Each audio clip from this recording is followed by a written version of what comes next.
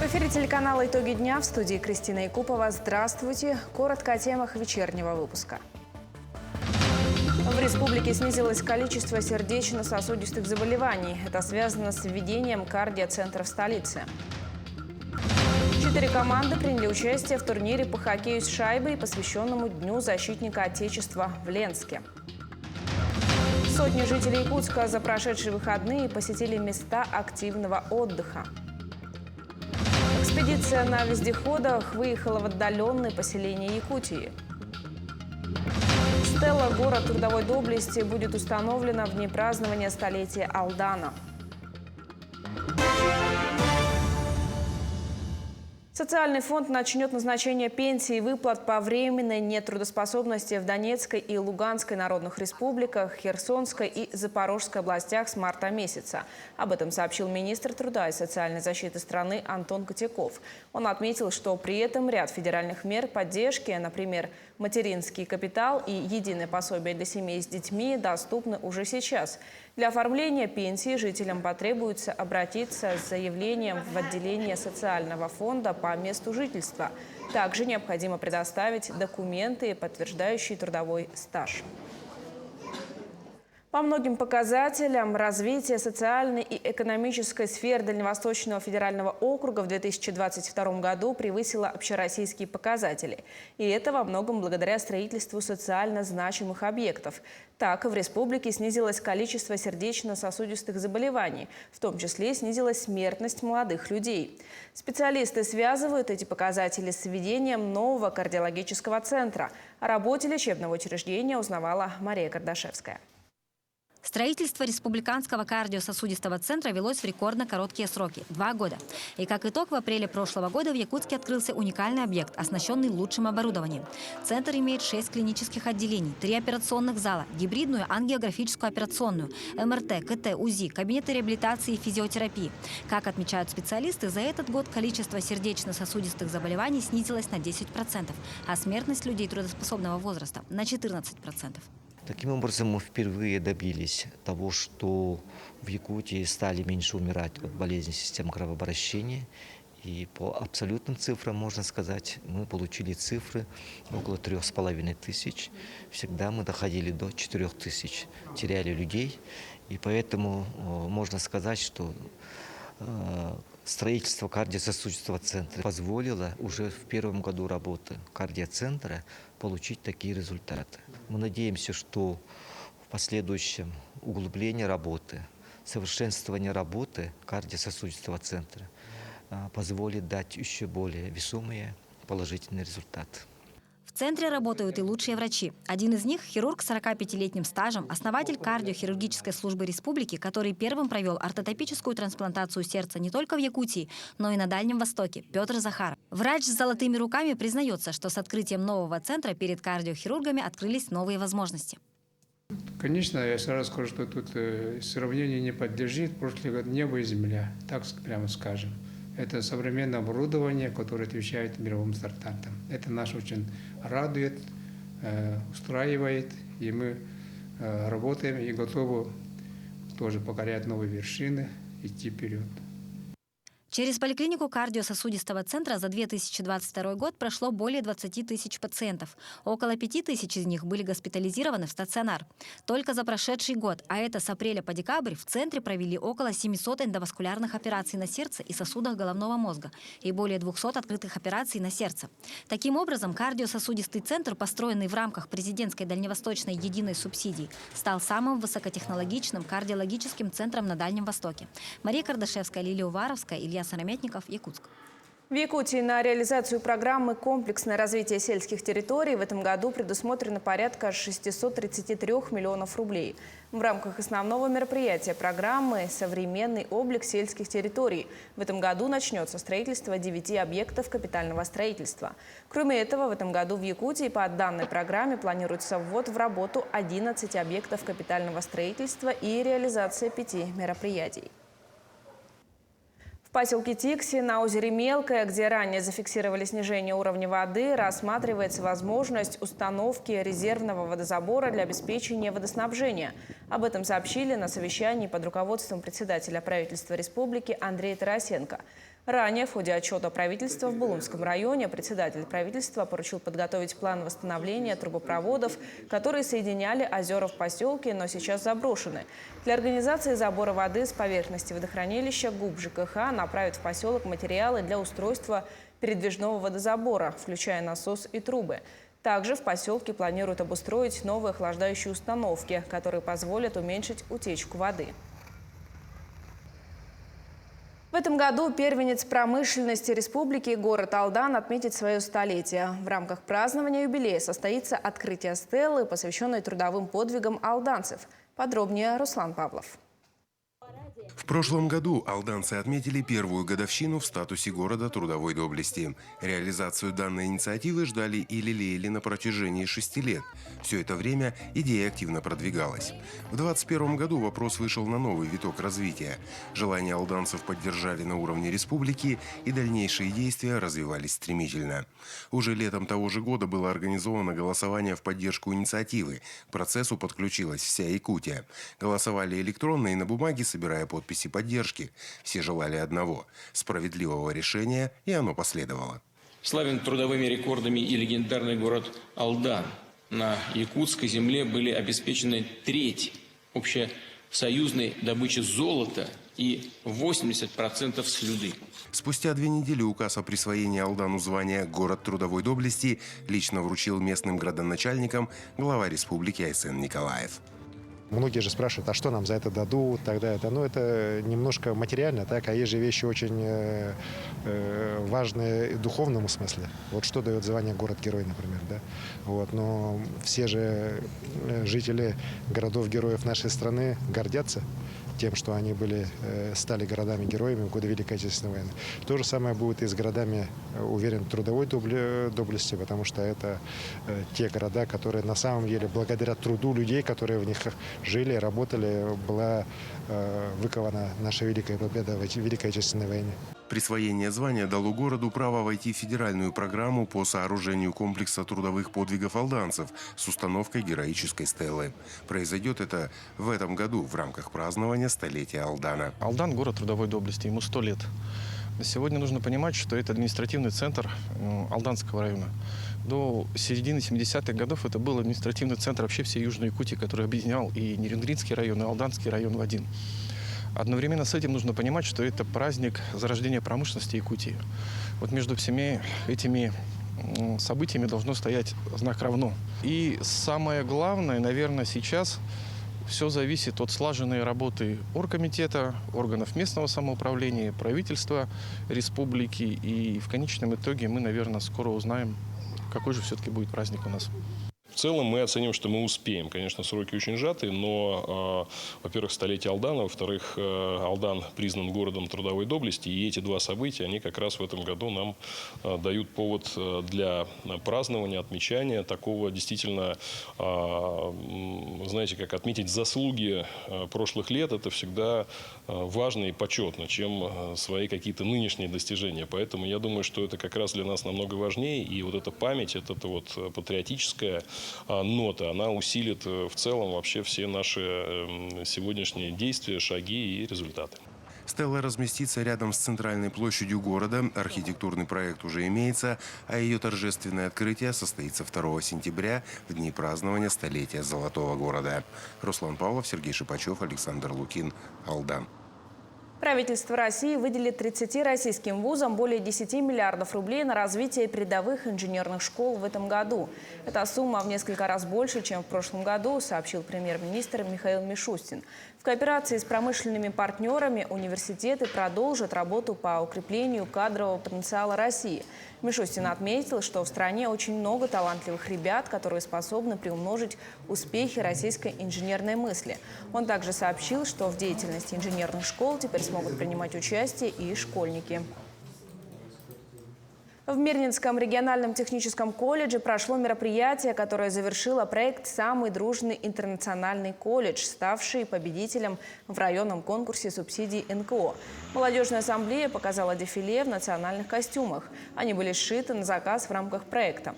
На мероприятии Мирнинская ассамблея подписала акт о безвозмездной передаче молодежной ассамблеи. Напомним, она была создана в целях укрепления единства и духовной общности многонационального народа Российской Федерации, активной гражданской позиции студентов через социально значимую общественную деятельность, пропаганду интернационализма и дружбы народов, восстановление и сохранение национальных, культурных традиций народов России.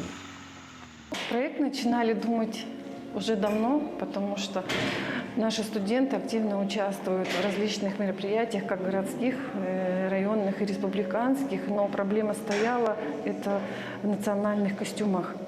Поэтому решили в мае 2022 года написать проект. Более 20 национальностей учатся в нашем колледже. У нас ребята с разных уголков, можно сказать, страны обучаются. В каждой группе очень большое количество студентов разной национальности. Поэтому мы всегда работаем на сплочение нашего коллектива, на дружбу народов. Большая экспедиция «Север рядом» якутскими тропами стартовала сегодня из Якутска. 12 участников преодолеют более 1000 километров от столицы до села Батагая-Лыта на вездеходах «Бурлак». Кроме испытания техники, также планируется провести тестирование новых радиостанций отечественной разработки. Руководит экспедицией опытный путешественник Николай Находкин. Провожал путешественников в путь и мой коллега Александр Хавренко. Вот на вот этих замечательных вездеходах «Бурлак» 12 членов экспедиции отправятся по маршруту из Якутска в Батамай, Батагая-Алта, в Верхоянск, Цибенкёль и вернуться снова в Якутск. «Бурлак» – разработка отечественного автопрома, надежные машины повышенной проходимости. Таким автомобилям по плечу и горные перевалы, и болото, и глубокий снег. Уникальность этой шины заключается в том, что она четырехслойная, она очень мягкая, и ее можно спускать при движении по болотистым местностям. Тем самым мы увеличиваем площадь соприкосновения с поверхностью и уменьшаем давление на грунт, что является критически важным параметром при движении на рыхлом снегу и на болоте. Николай Находкин, руководитель экспедиции, уверен, что если такие вездеходы будут приняты на вооружение в республике, то это поможет решить многие проблемы, в том числе и по завозу грузов в отдаленные районы. И цены бы упали, и можно было бы и малый бизнес развивать, и туризм, потому что машина комфортная, мягко идет, сидишь как в купе вагона, там кипяток есть, кофе пьешь, и в окно такие пейзажи, Верхоянских гор, как будто... Я раньше вот там на лошадях проходил с такими этими испытаниями. А сейчас, в принципе, любой человек мог бы на таких развивать туризм. Экспедиция продлится 10 дней. За это время ее участники планируют испытать вездеходы, найти более короткий путь доставки грузов, а заодно взять пробы воды в населенных пунктах и испытать новые российские радиостанции. В Якутск-Бурлаки вернутся в первых числах марта. Александр Хавренко, Григорий Охлопков, Якутск. Россиян ожидают 4 дня выходных. Кроме того, рабочий день 22 февраля сократят на час. Как ранее напоминал Роструд, 23 февраля в России отмечается День защитника Отечества. Он выпадает на четверг и будет выходным. 24 февраля стал выходным за счет переноса с воскресенья 1 января. 25 и 26 февраля – это суббота и воскресенье. Соответственно, в целом россияне будут отдыхать 4 дня. Фильм «Детектор» якутского кинорежиссера Костаса Марсана выйдет во всех киноэкранах страны со 2 марта. Главную роль в картине исполнили популярные российские актеры Екатерина Вилкова, Кирилл Кяра, а также Гела Мески. Над проектом работала команда продюсерского центра киностудии Максима Горького в Москве. Основной блок съемок проходил зимой 2021 года в Московской области. Как отметили создатели проекта, фильм с первых минут затягивает зрителя в мистический круг из тревог, страхов и обид главных героев. Костас Марсан известен зрителям своими работами в схожем жанре, как «Ичи» и «Мой убийца». Я очень рад, что якутское кино поднимается на новый уровень, потому что наши специалисты, режиссер из Якутии Константин Данилов снял первый полнометражный фильм киностудии имени Горького. Я думаю, что новый эксперимент киностудии имени Горького будет очень интересным, фильм захватывающим. Приглашаю всех якутян посмотреть новый фильм. Началась Масленичная неделя. Масленица – один из самых радостных и веселых праздников на Руси. Ее отмечают в воскресенье перед Великим постом, но праздничной считается вся неделя перед ним. В этом году Масленичная неделя началась 20 февраля и продлится по воскресенье 26 февраля. Традиционно на Руси всю неделю водили хороводы вокруг чучела Масленицы. Самыми веселыми были первые 3 дня Масленичной недели. Первый день Масленицы – встреча Масленицы. К этому дню, как правило, все хозяйки пекли разнообразные блины. У всех были свои секреты приготовления блинов. Второй день Масленичной недели называется «Заигрыш». В этот день молодые люди устраивались «Смотри на невест». Третий день называется «Лакомка». В этот день по традиции тещи приглашали всех к себе на блины, особенно зятьев. Четверг назывался «Разгуляй». В этот день была принята играть в игру «Взятие снежной крепости». Селяне делились на команды и должны были занять крепость противоположной команды, кидая снежками. Также в этот день нужно было проехаться по селу на 3 лошадей под звук бубенцов и радостные возгласы. В пятницу зятья приглашали своих тещ на блины, а в субботу была очередь заловок угощать всю свою родню также блинами. Ну а самым главным днем был последний день праздничной недели – воскресенье. 7-й день. Он в народе называется «Прощенное воскресенье».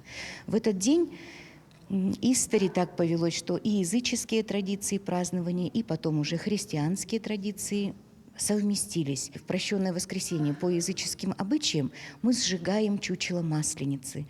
А вот христианские обычаи – это в прощенное воскресенье необходимо было очистить свою душу перед Великим постом, который наступал сразу же после Масленицы и длился 49 дней. Очистить душу, очистить сердце. Что для этого нужно было сделать? Обязательно простить тех, кто тебя обидел. 7-й день.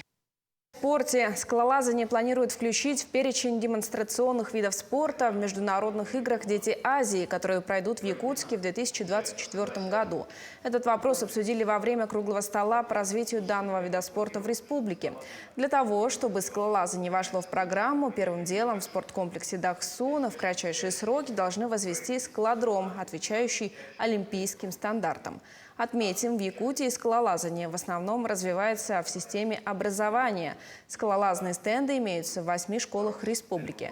С целью обговорить дальнейшие планы в этом направлении в столицу региона прибыл вице-президент Федерации скалолазания России Станислав Лабзов. Все-таки строительство скалодрома – это лишь первая ступень для развития спорта, потому что во многих уже регионах страны и странах Азии этот вид спорта культивируется давно и на высоком уровне. И сегодня спортсмены из стран Азии, они являются мировыми лидерами. И нужно также в регионе усилить подготовку спортсменов, усилить подготовку тренерских кадров. И это нужно делать уже силами региона. В России ожидают принять более 2000 участников из более 250 команд, которые в следующем году приедут в Казань на первый международный турнир по фиджитал-спорту «Игры будущего». Соревнования пройдут с 23 февраля по 2 марта 2024 года. В программу включены 16 технологических дисциплин. Информация об играх направлена более 100 дружественным странам. 29 государств уже подтвердили свою полную заинтересованность. Премьер-министр Михаил Мишустин сообщил, что в этом году на подготовку турнира из федерального бюджета будет выделено почти 1 миллиард 800 миллионов рублей, а в следующем почти 3,5 миллиарда. В Ленске в эти выходные состоялось первенство по хоккею с шайбой, посвященное Дню защитника Отечества. Участие в состязаниях приняли команды из Ленска, поселков Витим, Пеледуй и города Мирный. Организаторами соревнований выступил комитет по физической культуре и спорту. Подробности соревнований расскажут наши коллеги. Крытый ледовый каток в эти выходные был закрыт для массового проката, так как в эти дни здесь проходило первенство по хоккею с шайбой. Всего в соревнованиях приняло участие 4 команды. В команде ленских хоккеистов были не только молодые игроки, но и ветераны, которые с удовольствием поддерживают этот вид спорта. Игра выдалась непростой. В финал вышли команда Ленска и Мирного. Нам не особо везет, потому что мирнинские – это лидеры хоккея в Якутии. Пока мы им проигрываем 10-2. Но ранее мы им вообще не забивали. Сейчас у нас идет какой-то прогресс. С самого начала первенства игру вела команда «Муад» из Мирного. Несмотря на нерадужный счет, ленские хоккеисты выкладывались тоже по полной. Игрой остались довольны. Реально оценивая свои силы, признаются, что до победы им не хватило подготовки. Команде нашей еще расти и расти. А чтобы нам расти, нам надо было где расти и в чем расти. Воспитывать детей, потому что с детьми заниматься в морозы очень тяжело. Сам этим занимался, знаю. 15 минут все дети замерзают, приходится сворачиваться. В Мирном, конечно, условия получше, и поэтому уровень игры совершенно другой. Совершенно другие скорости, другие возможности. Никогда нельзя останавливаться, всегда надо идти вперед. Не дошла до финала и команда «Энергии» из поселка Витим-Пеледуй. Ребята расстроились. Да, плохо, подготовка была плохая, видимо. Но я попытался сделать все, что могу, ну и получилось. Да, конечно, обидно. Ну, что теперь? Будем тренироваться дальше. Сложнее всего, признается Александр, было играть с мирнинскими хоккеистами. Их команда пока для многих недосягаема. Круглогодичные тренировки дают свой результат. А вот муадовцы остались не очень довольны своей игрой. Тем не менее, вы победитель, вы ожидали? Ну, победитель, не победитель, но нужна красивая игра нам. А не вот так, что, как у нас сегодня произошло. Отработали не очень. Победа не стала для МУАДа неожиданной. Они были уверены в своих силах. Но и ленские хоккеисты, рассказывают мирнинские ребята, тоже показали хорошую игру. А вот если бы в Ленске еще был бы круглогодичный ледовый дворец, то несомненная подготовка была бы у нас лучше и результат выше. А пока Ленск занял второе место. В завершении хочется поделиться приятной новостью. Сегодня идет разработка проектной документации. И в 2024 году начнется строительство ледового дворца в Ленске на площади Ягнышева. Светлана Болеева, Виталий Андреев, Ленск. С наступлением весны начинается сезон активного отдыха на улице. Морозы, наконец, отступили, и уже на протяжении нескольких дней погода радует горожан. Сотни жителей Якутска за прошедшие выходные в качестве развлечений посетили места активного отдыха. О том, какой досуг и развлечения доступны в столице, расскажет Светлана Амосова. Каждое утро на катке начинается с уборки. Сотрудники расчищают лед и 2 раза в неделю заливают воду. Любители покататься на каток приходят с самого утра, несмотря на раннее время и понедельник. Сандал Семенов со своими коллегами ежедневно проводит время на льду. Я предпочитаю активный отдых, и это мне очень нравится по душе. Само открытие только 1 день пропустил. В этом году на катке озера Сайсар специально соорудили вот такую зону без коньков. Здесь есть ледяные горки и ледяные ловушки. Это сделано для развлечений детей и взрослых. Также в Якутске открылся ледовый городок «Северное сияние». За прошедшие выходные его посетили сотни горожан. В этом году там построили 6 горок разной протяженностью. Одна из них составляет 160 метров. Это на 50 метров больше, чем в прошлом году. Понравилось? Да. Быстро? Быстро. Еще хотите? Нет. Все нормально, все нравится. В прошлом году опоздали, здесь уже все растаяло. В апреле пришли, никого не было ночью. А в этом году, да, успели. Мы только пришли, отлично, хорошее настроение. Спасибо большое. Ага. А что планируете попробовать в первую очередь? В первую очередь за детьми надо посмотреть и на большой горке прокатиться. Вон ребенку яма больше всего понравилась. Все в целом хорошо, красиво. Ну и традиционно в ледовом городке мастера соорудили уникальные скульптуры из льда и снега. А любители экстремального отдыха предпочитают покорять горы. Горнолыжная база в столице тоже активно принимает посетителей. Елена на этой сопке занимается лыжным спортом больше 30 лет.